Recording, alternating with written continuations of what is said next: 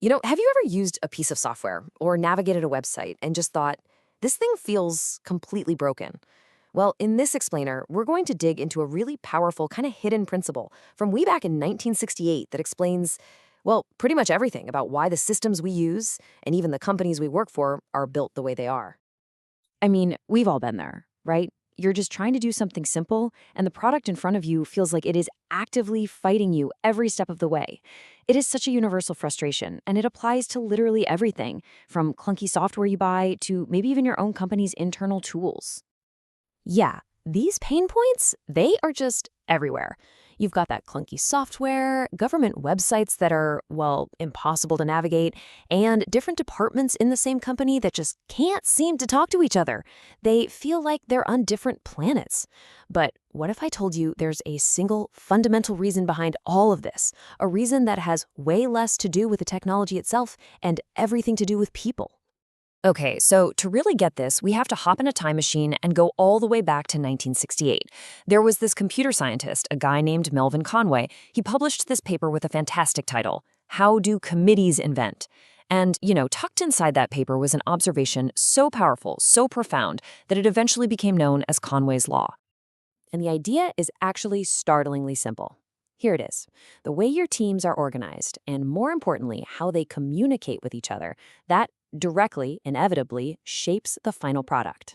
The system you build, it basically becomes a mirror, reflecting your company's org chart right back at you. And here are Conway's own words from that paper.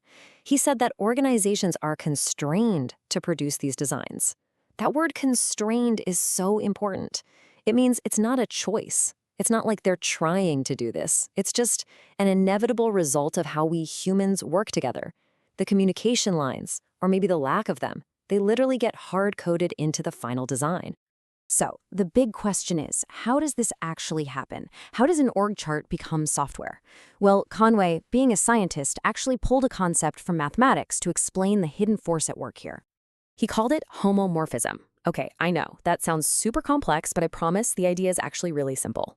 All it means is that the structure of one thing is preserved when it's mapped to another thing. Think of it like a blueprint. The structure of the team that designs a house, well, that team structure becomes the blueprint for the final house itself. And Conway laid this out so clearly. He said, look, if you have a committee, you're going to get a system. If that committee has subcommittees, guess what? The system will have subsystems. And that one person whose job it is to coordinate between those subcommittees, their human job literally becomes the technical interface connecting those subsystems in the final product. It's a one-to-one mapping.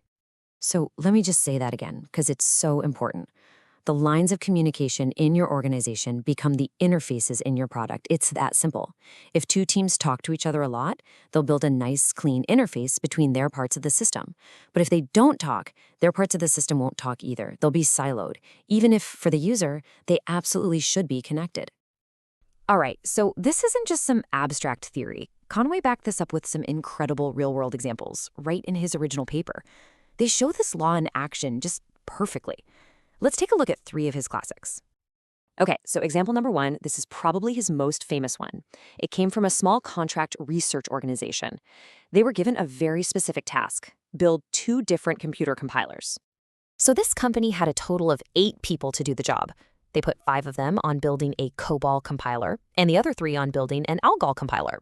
So what happened? You guessed it. The COBOL compiler was designed with 5 distinct phases, and the ALGOL compiler, it was designed with 3 phases. The architecture of the product was a literal, direct copy of the team structure. It's just wild. But here's the thing. This law doesn't just work for small 8-person teams. Oh no. It scales all the way up to massive, sprawling, bureaucratic organizations. For his second example, Conway pointed to a joint military project that had what seemed like a pretty straightforward goal. Okay, so check this out. 2 different military services were told, hey, you 2 need to work together and build a single common weapon system. One system. But the organization in charge was split into 3 parts. You had Service A, you had Service B, and you had a shared logistics agency. So what do you think they built? Not one unified system, that's for sure. They built their org chart. They built a system with 1 part for Service A, a separate part for Service B, and a 3rd part for logistics. All right, Conway's 3rd and final example is one that, well, anyone who works in tech today is going to recognize instantly. Have you ever stopped to wonder why computer systems are almost always built in these neat little layers? I mean, why do we always have these separate layers? Hardware, then system software like the OS, then the application programs on top? Well, it's because they're built by three distinct groups of people who talk a whole lot within their own teams, but a lot less between the teams. You've got your hardware engineers, your system programmers, and your application developers. The system we use every day is just a mirror of those social and organizational divides. So, okay, if this law is as powerful as it seems, that means it can also work against us in a really big way. And Conway used it to explain why huge, ambitious projects so often just completely fall apart. He even identified a predictable three-step path to total failure. It all starts with overstaffing, that classic temptation to just throw too many people at a complex project.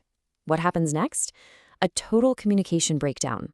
There are just too many people, too many connections to manage. So you create silos. And then the final step, that fragmented, broken communication structure gets permanently built into the final system.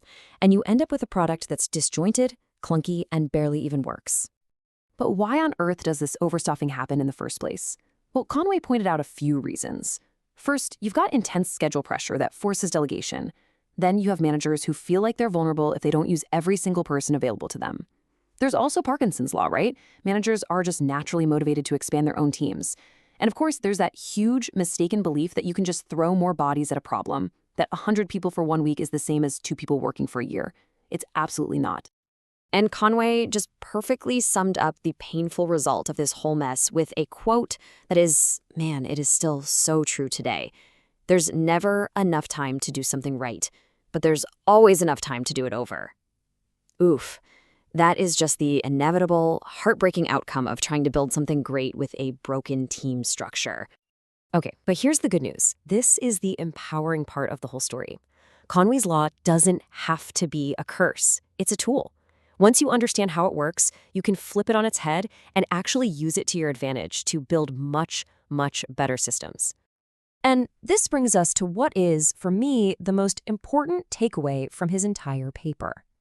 We spend so much time obsessing over system architecture and technical design, but that's a secondary effect. Here's the secret. If you want a modular, elegant, and well-integrated system, you first have to build a modular, elegant, and well-integrated team. You have to design the designers first. So what's the real solution here? It's all about being intentional.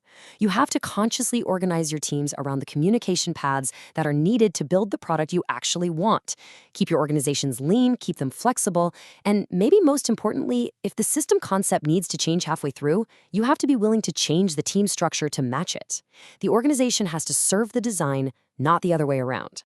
So I'm going to leave you with this one last question to think about. Take a really hard, honest look at your own team, your own organization. Look at the org chart, the real communication lines, the silos that exist. Based on everything we've just talked about, what is your team's structure destined to build? The answer? Well, it might just explain everything.